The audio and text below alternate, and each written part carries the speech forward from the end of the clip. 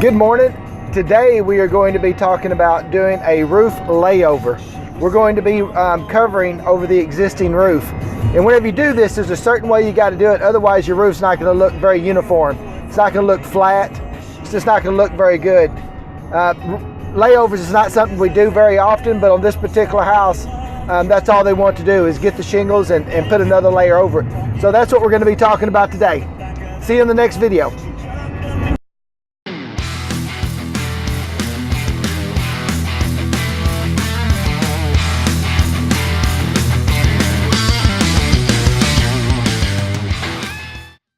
Okay, here we are.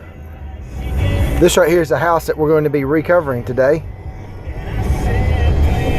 I'll show you the shingles here in just a minute. I think he picked out the perfect color for his specific house. It's gonna look really good. I can't wait to see whenever it's done how good it looks.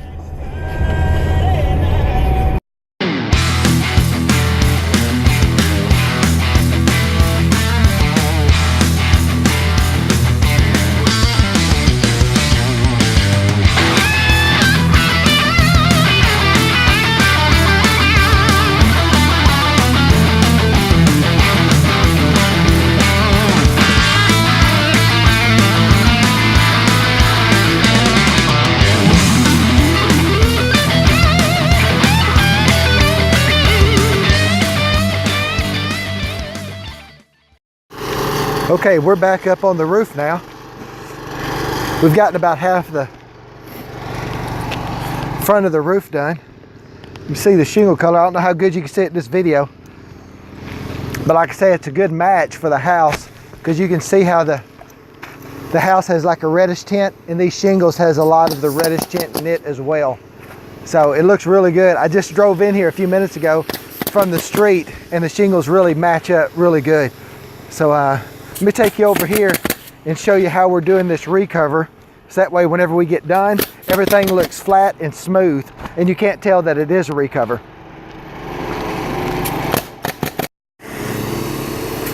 Okay, here we are. Now the proper way to do a recover is you have to cut the third shingle back and the first shingle back. Now you can see right here, whenever he's putting the shingles down, I'll show you real quick. The shingle right here, if you didn't cut this shingle back, it would overlap over that and you would be able to see a hump in it. So since he cuts his shingle back, it flows evenly across, and then the next shingle continues to flow just the way it is. So you won't see a hump. Now I've been to a lot of houses and they didn't take the time to cut that third shingle back in that first one. And you can tell, you can just get up there and immediately from the street, you can tell that it was a recovered roof. But doing it the way we're doing it here, you can tell that it's been cut back. It's gonna look flat and smooth.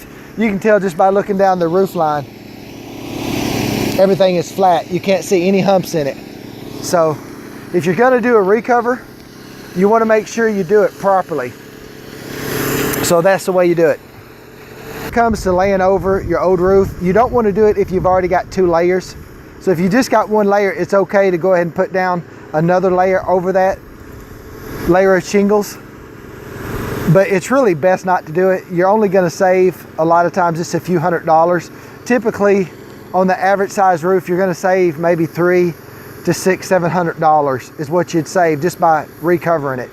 On this particular roof, the homeowner wanted to save a little bit of money and actually use that savings to do an upgrade in shingles, which on this particular roof it was an architectural shingle. And also on this particular roof, his insurance policy is what you call an ACV policy. And I'm going to make some other videos later about ACV policies and RCV policies. But since he had an ACV policy, he didn't have all the money that he would have had if he would have had an RCV policy.